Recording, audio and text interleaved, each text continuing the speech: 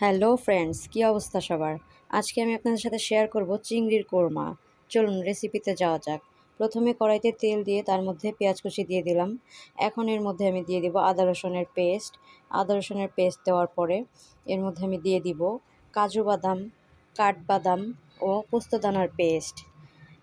এগুলো দেওয়ার পরে সামান্য একটু নাড়তে হবে যেন নিচে লেগে না যায়।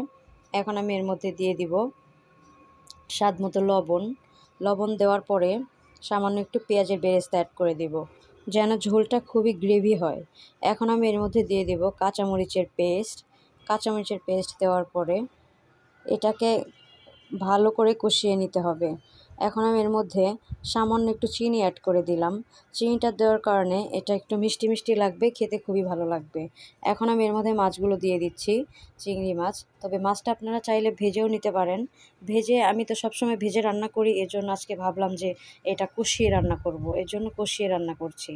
এখন এটাকে ভালো করে কষিয়ে রান্না করে নিতে হবে। দেখুন এই যে কত সুন্দর কালার এসেছে। আপনারা এইভাবে চাইলে বাসায় রান্না করতে পারেন, এটা খুবই টেস্ট হয় এভাবে রান্না করলে। এই যে দেখুন কত সুন্দর হয়ে গিয়েছে এটা রান্না আমার অলমোস্ট হয়ে গিয়েছে। এখন আমি এটাকে আরেকটু গ্রেভি করব, এই জন্য আমি এর মধ্যে আরেকটু পেঁয়াজের কুচি অ্যাড করে দেব, পেঁয়াজ বেরেস্তা অ্যাড করে দেব। এই তো দেখুন পেঁয়াজের বেরেস্তাটা দেওয়ার পরে কত সুন্দর হয়েছে দেখতে, আর এটা খেতেও খুবই টেস্ট হয়েছে। দেখুন এটার ফাইনাল লুকটা দেখুন কত সুন্দর হয়েছে। আপনারা বাসায় এটা অবশ্যই ট্রাই করবেন এবং আমাকে কমেন্ট করে জানাবেন। Thank you. হ্যালো ফ্রেন্ডস, কী অবস্থা সবার? আজকে আমি আপনাদের সাথে শেয়ার করব চিংড়ির কোরমা। চলুন রেসিপিতে যাওয়া যাক। প্রথমে কড়াইতে তেল দিয়ে তার মধ্যে পেঁয়াজ কুচি দিয়ে দিলাম। এখন এর মধ্যে আমি দিয়ে দিব আদা রসুনের পেস্ট দেওয়ার পরে এর মধ্যে আমি দিয়ে দিব কাজু বাদাম, কাঠবাদাম ও পোস্তদানার পেস্ট। এগুলো দেওয়ার পরে সামান্য একটু নাড়তে হবে যেন নিচে লেগে না যায়।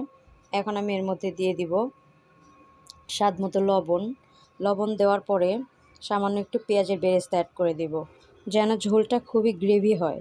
এখন আমি এর মধ্যে দিয়ে দেব কাঁচামরিচের পেস্ট দেওয়ার পরে এটাকে ভালো করে কষিয়ে নিতে হবে। এখন আমি এর মধ্যে সামান্য একটু চিনি অ্যাড করে দিলাম। চিনিটা দেওয়ার কারণে এটা একটু মিষ্টি মিষ্টি লাগবে, খেতে খুবই ভালো লাগবে। এখন আমি এর মধ্যে মাছগুলো দিয়ে দিচ্ছি, চিংড়ি মাছ। তবে মাছটা আপনারা চাইলে ভেজেও নিতে পারেন। আমি তো সবসময় ভেজে রান্না করি, এর জন্য আজকে ভাবলাম যে এটা কষিয়ে রান্না করব, এর জন্য কষিয়ে রান্না করছি। এখন এটাকে ভালো করে কষিয়ে রান্না করে নিতে হবে। দেখুন এই যে কত সুন্দর কালার এসেছে। আপনারা এইভাবে